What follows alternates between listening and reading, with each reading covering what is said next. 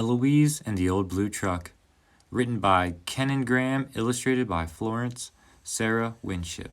There once was an old truck who lived on a farm. After years of hard work, the truck's fenders were battered and scratched.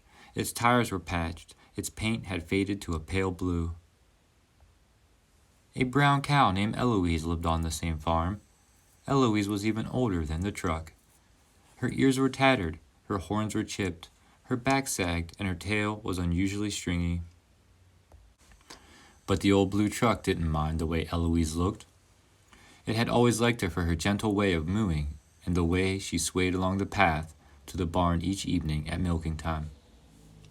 It liked her soft brown eyes. After many years, the time had come when Eloise was no longer able to give much milk. The farmer decided he'd take her to town and sell her. After loading Eloise onto the old blue truck, he started for town. It was noisy in town. Cars honked and screeched their brakes. A bulldozer was tearing down a very old house. 2 fire engines roared past with their sirens screaming. Eloise had never been to town before. She rolled her eyes and switched her stringy tail. The truck felt terrible. Something had to be done to save Eloise. But how can an old blue truck save a cow? The truck thought hard. The harder it thought, the more gasoline it used. It used more and more gasoline until sputter, ka-chug, it ran completely out of gasoline and stopped in the middle of a busy bridge. Cars honked, drivers yelled out their windows for the farmer to move on.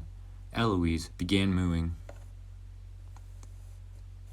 The farmer had to walk to a service station and carry back a can of gasoline. That made him hot and out of breath. "Let's have no more trouble," he told the truck as he drove across the bridge. But the old truck still had to save Eloise. It worried so much that its radiator became hot. The radiator grew hotter and hotter until the water turned to steam and blew out the top like a whale spouting. The farmer stopped the truck and raised the hood. Cars and buses honked. Eloise stamped her feet and raised her head and mooed back at them. The farmer had to walk a long way and carry back a can of water for the radiator. "Now behave yourself," he scolded the truck as they drove off. But Eloise had to be saved. The old truck fretted more than ever. It worried, it fretted until bang, one of the tires blew out. The farmer looked very grumpy. He stopped the truck again and jacked it up and took off the flat tire.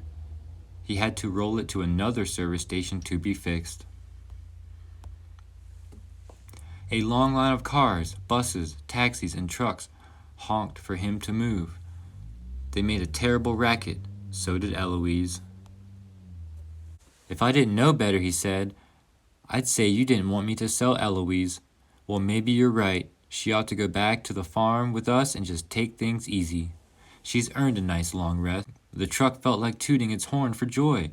Maybe it was only an old blue truck, but it had saved Eloise.